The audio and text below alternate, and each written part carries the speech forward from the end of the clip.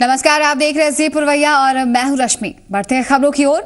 बिहार विधानसभा के शीतकालीन सत्र में आज राज्यपाल के अभिभाषण पर चर्चा होगी। विपक्ष के सवालों का सत्ता पक्ष जवाब देगा। राज्यपाल ने अपने अभिभाषण में शिक्षा, स्वास्थ्य, बिजली, सड़क, लॉ एंड ऑर्डर से संबंधित कई बड़ी बातें की थी। राज्यपाल के अभिभाषण में शामिल बातों को ग्राउंड पर कैसे उतारा जाएगा, इसे लेकर सरकार अपना पक्ष सदन में रखेगी।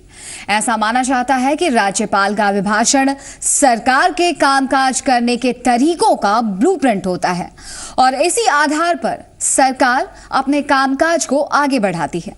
राज्यपाल के अभिभाषण पर कल भी चर्चा होनी है और यहां आपको बता दें कि इसके बाद सत्र को अनिश्चितकाल तक के लिए स्थगित कर दिया जाएगा।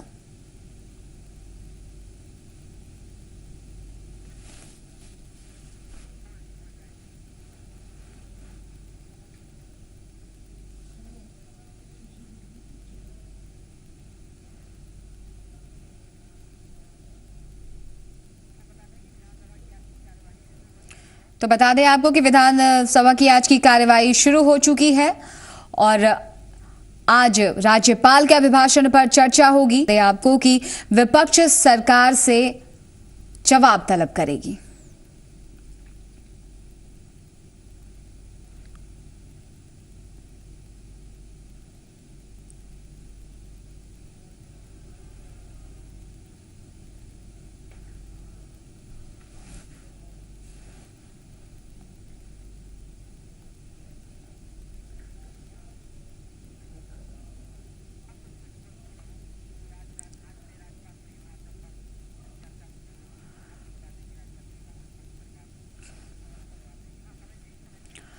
तो राज्यपाल ने जो अभिभाषण में कुछ कहा था और बता दें आपको कि बिजली, सड़क, लॉ एंड ऑर्डर से संबंधित कई बातें की थी राज्यपाल ने और इन तमाम मुद्दों पर विपक्ष सरकार को घेरने की पूरी कोशिश करेगा। और जो खबरें मिल रही हैं उसके मुताबिक विपक्ष के पास सबसे बड़ा मुद्दा है लॉ एंड ऑर्डर। जिस तरह से नई सरकार बनने के बाद वारदात की कई वारदातें सामने आई हैं, तो जाहिर सी बात है विपक्ष के पास ये एक बड़ा मुद्दा है जिस पर विपक्ष सरकार को घेरने की पूरी कोशिश करता नजर आएगा और उम्मीद है कि आज का दिन हंगामेदार रह सकता है।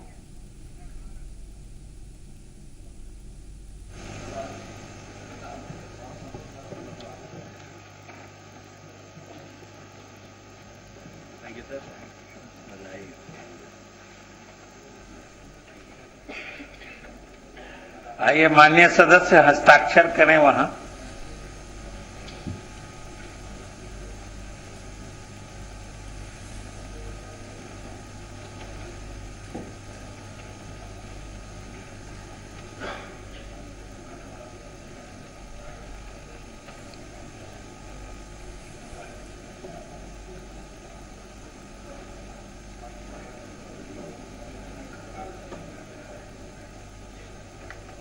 तो बता दें आपको यहाँ पर कि बाकी जो बच्चे सदस्य थे उनका शपथ ग्रहण समारोह हुआ, शपथ ग्रहण किया उन्होंने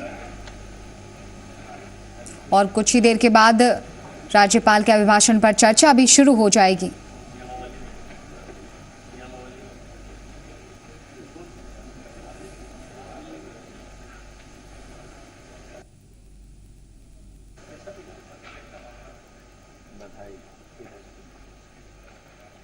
निर्वाचन क्षेत्र संख्या 107 दरौली अजा माननीय सदस्य श्री सत्यदेव राम। निर्वाचन क्षेत्र संख्या 178 मुकामा माननीय सदस्य श्री अनंत कुमार सिंह।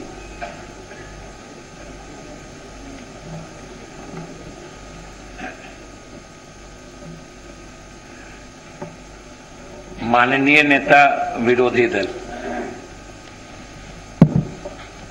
महोदय, मैं प्रस्ताव करता हूं कि दिनांक 4 दिसंबर 2015 के कार्य मंत्रणा समिति के प्रतिवेदन पर सभा की सहमति हो।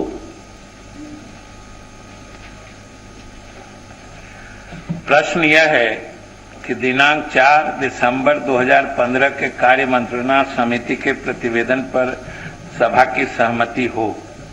समिति ने निम्न सिफारिशें की हैं। पहला, सोमवार दिनांक 7 दिसंबर 2015 को महामहिम राज्यपाल के अभिभाषण पर वाद विवाद की अवधि 6 बजे अपराह्न तक बढ़ाई जाए। दूसरा, मंगलवार दिनांक 8 दिसंबर 2015 को महामहिम राज्यपाल के अभिभाषण पर सरकार का उत्तर एवं तदोपरांत वित्तीय वर्ष 2015-16 के द्वितीय अनुपूरक व्यय विवरणी पर वाद विवाद, मतदान एवं तत्संबंधी विनियोग विधेयक का व्यवस्थापन हो। शेष कार्य यथावत रहेंगे। जो इसके पक्ष में हैं वे हाँ कहें, जो इसके विपक्ष में हैं वे ना कहें। मैं समझता हूं कि पक्ष में बहुमत है। प्रस्ताव स्वीकृत हुआ। प्रतिवेदन पर सभा की सहमति हुई। प्रश्नोत्तर काल। अल्प सूचित प्रश्न। प्रश्न संख्या 1। प्रश्नोत्तर काल आप बोले। आसन से मैं आग्रह करना चाहता हूं, हमारे सामने एक तकनीकी बिंदु सामने आ गया है।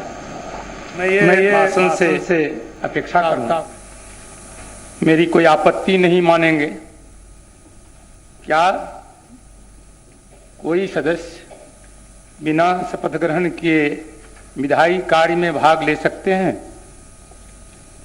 यदि नहीं तो प्रश्नोत्तर काल का क्या औचित्य हो सकता है? हम 30 तारीख को शपथ ग्रहण नहीं कर पाए, उसी दिन हमें प्रश्न डालना था अल्पसूचित। मैं भी उससे वंचित रहा हूं, इसी बिंदु के कारण, इसी तकनीकी कठिनाइयों के कारण। इसलिए मैं आपत्ति के तौर पर नहीं रख रहा हूं, सिर्फ जानने के ख्याल से रख रहा हूं। अपेक्षा करता हूं कि तकनीकी बिंदु का समाधान किया जाए। नहीं, इस तरह की कठिनाई, चूंकि ये नए विधानसभा का प्रथम सत्र है, इस तरह की तकनीकी दिक्कत का आना स्वाभाविक है।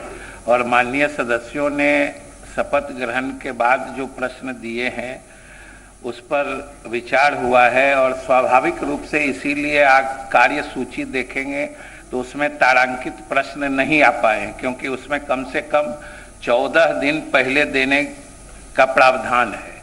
तो इसलिए यह बात, चूंकि प्रथम सत्र है इसीलिए ऐसा हुआ है।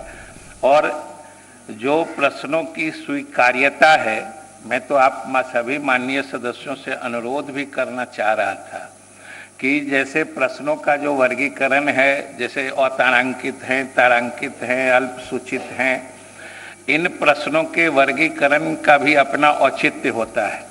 और माननीय सदस्य जो प्रश्न डालते हैं, हम समझते हैं कि बहुत सारे पुराने सदस्य हैं, वो पहले से वाकिफ हैं, और जो नए सदस्य हैं वो भी प्रश्नों के वर्गीकरण के औचित्य को निश्चित रूप से प्रक्रिया कार्य संचालन नियमावली में देख लेंगे, जिससे कि सभा सचिवालय को भी सहूलियत हो आपके प्रश्नों को स्वीकार करने में। और उसके कारण चूंकि इस सत्र में ये सब तकनीकी बातें थी और प्रश्न भी कम आए थे, इसलिए हमने कुछ प्रश्नों में संशोधन करा के उसको स्वीकार करके, चूंकि अधिकांश लोग प्रश्न डाल ही नहीं पाए, जैसा कि माननीय सदस्य श्री रामदेव राय जी कह रहे हैं, उस बाधा के कारण, इसलिए ये बाधा इसी सत्र भर है, फिर तो आगे से ठीक हो जाएगा। प्रश्न संख्या 1 श्री विजय कुमार सिन्हा जी, माननीय सदस्य। माननीय प्रभारी मंत्री गृह महोदय, खंड 1 वस्तु स्थिति यह है कि महात्मा गांधी सूची के पाया संख्या 36 से 46 तक क्षतिग्रस्त रहने के कारण आवागमन वन वे है। इसके लिए लेन ड्राइविंग की सुविधा बहाल की गई है ताकि वाहनों द्वारा ओवरटेकिंग न हो तथा यात्री वाहनों को माल वाहनों को प्राथमिकता दी जाती है ताकि यात्रियों को परेशानी न हो। 2, बड़े वाहनों यथा 10 चक्का एवं उसके ऊपर वाले वाहनों को महात्मा गांधी क्षेत्र से आवागमन पर 12/4/14 से पूर्णतः प्रतिबंध कर दिया गया है। गांधी सेतु पर यातायात नियमों का पालन नहीं करने वाले 4076 वाहनों से वर्ष 15-16 में मोटर वाहन अधिनियम के तहत कुल 15,46,700 रुपये की वसूली समन के रूप में की गई। 3, ड्यूटी में कर्तव्य पर लापरवाही बरतने वाले पुलिस कर्मियों पर नियमानुसार कार्रवाई की जाती है। अब तक 144 पुलिस कर्मियों पर निलंबन, विभागीय कार्रवाई तथा अन्य दंड की कार्रवाई की गई है। अध्यक्ष महोदय, माननीय प्रभारी मंत्री जी बता रहे हैं कि ये सारी कार्रवाई की गई, 10 चक्का को बंद कर दिया गया, तो जाम से मुक्ति उसके बावजूद नहीं मिल रहा है, तो क्या कारण है और कब तक जाम से मुक्ति मिलेगा? क्योंकि पूरा पटना शहर से लेकर फतुहा तक पूरे जाम से त्रायमाम की स्थिति उत्पन्न रहता है, हाजीपुर पुल तक। तो हम जानना चाहते हैं आपके माध्यम से कि जब सारी कार्रवाई की गई है फिर भी मुक्ति नहीं मिला है, तो निदान के लिए सरकार क्या विचार रखती है, क्या कार्रवाई करेगी? अध्यक्ष महोदय, अक्सर इस तरह की घटनाएं नहीं होती। कभी कभी पर्व त्योहार और शादी के लगन के वक्त में कभी कभी स्थितियां थोड़ी कठिनाई पैदा करती है, लेकिन उसको भी तरीके से निकाल लिया जाता है और अलग से भी उसके इंतजाम करने के लिए दोनों साइड में जब तक कोई एक वैकल्पिक छोटी गाड़ियों के लिए बना नहीं दिए जाते तब तक ये कठिनाई कभी कभी हुआ करे।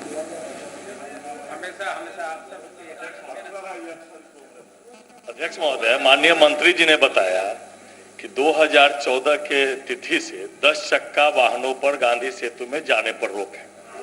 हम लोग को उसी तरफ जो है पड़ता है क्षेत्र, और आज भी हम लोग आए, मतलब साफ नजर आता है कि नियम कानून की अवहेलना की जा रही है।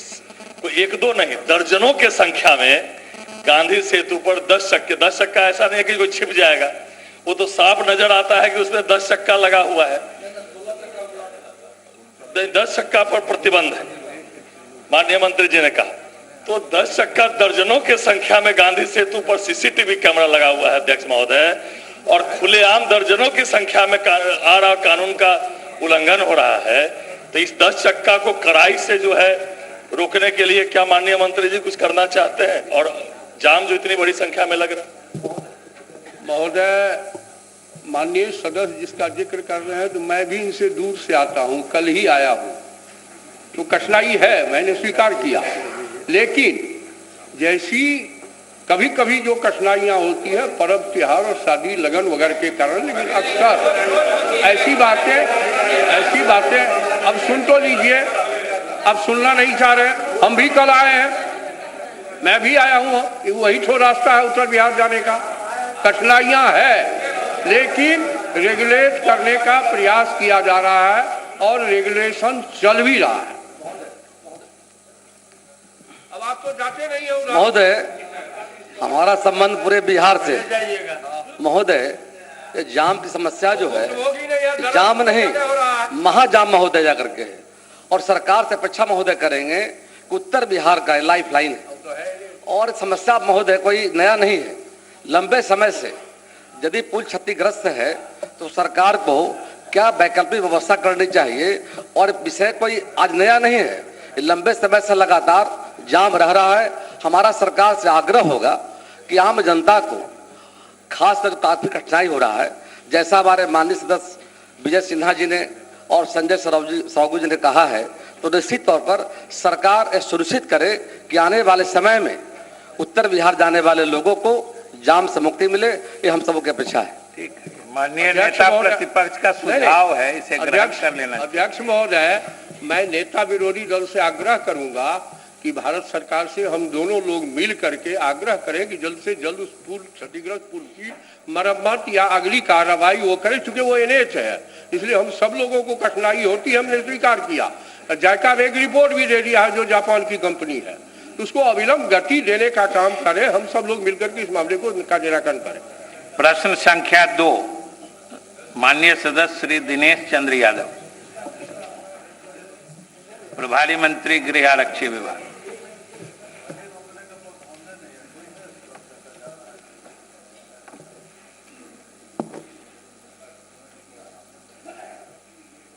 वस्तु स्थिति यह है कि बनवा इटारी OP बनवा इटारी प्रखंड कार्यालय के भवन में वर्ष 96 से पुलिस अधीक्षक सहरसा के आदेश ज्ञापन 19/10/107 दिनांक 15/7/76 से 96 से कार्यरत है। इस OP की दूरी मूल स्थान सड़कुआ से 8 किलोमीटर तथा आने जाने के लिए पक्की सड़क है। थाना स्तर से सघन गश्ती कर अपराध एवं विधि व्यवस्था पर नियंत्रण रखा जाता है। कबीरा धाप ओपी वर्तमान में कार्यरत नहीं है। कबीरा धाप की दूरी मूलतः थाना सखुआ से 16 किलोमीटर तथा चिरैया ओपी से 7 किलोमीटर है। कबीरा धाप में चिरैया ओपी से विधि व्यवस्था अपराध नियंत्रण का कार्य किया जाता है। थाना स्तर से सघन गश्ती कर अपराध एवं विधि व्यवस्था पर नियंत्रण रखा जाता है। वर्तमान में महोदय, मैं माननीय सदस्य को आश्वस्त करना चाहता हूं कि बनवा इटारी चूंकि एक प्रखंड भी हो गया है, इसलिए बनवा इटारी को अविलंब थाना का दर्जा दे दिया जाएगा।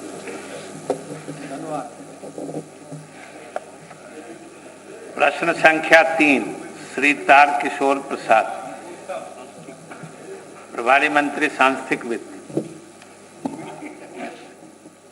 महोदय, उत्तर स्वीकारात्मक है। वित्तीय सेवाएं, वस्तु स्थिति यह है कि वित्तीय सेवाएं विभाग वित्त मंत्रालय भारत सरकार के पत्रांक 21/13/2009 दिनांक 4/4/2012 एवं राज्य स्तरीय बैंकर समिति की 40वीं बैठक दिनांक 16/5/2012 में 5000 की आबादी पर बैंक की शाखा खोलने का निर्णय लिया गया है। खंड 2 स्वीकारात्मक है। एसएलबीसी की उप समिति की 24वीं बैठक दिनांक 23/3/2015 में लिए गए निर्णय के अनुसार वर्ष 2015-16 में विभिन्न बैंकों की 527 शाखाएं खोले जाने में 527 शाखा खोले जाने का लक्ष्य निर्धारित किया गया है, जिसके विरुद्ध सितंबर 2015 तक 166 बैंकों की शाखाएं खोले जाने की सूचना प्राप्त हुई है। संयोजक राज्य स्तरीय बैंकर समिति से प्राप्त सूचना के अनुसार वर्तमान में 10,000 और उससे ऊपर की जनसंख्या वाले ग्रामों को पहले लक्षित किया गया है। खंड 3 राज्य सरकार ने वित्त सांस्थिक वित्त विभाग के पत्रांक 167 दिनांक 18/11/2014 के माध्यम से भारतीय रिजर्व बैंक एवं मुख्य सचिव बिहार के अर्ध सरकारी पत्र संख्या 8 दिनांक 5/1/15 द्वारा सचिव वित्त मंत्रालय भारत सरकार एवं तत्कालीन मंत्री वित्त बिहार सरकार के स्तर से पत्र संख्या 79 दिनांक 15/1/2015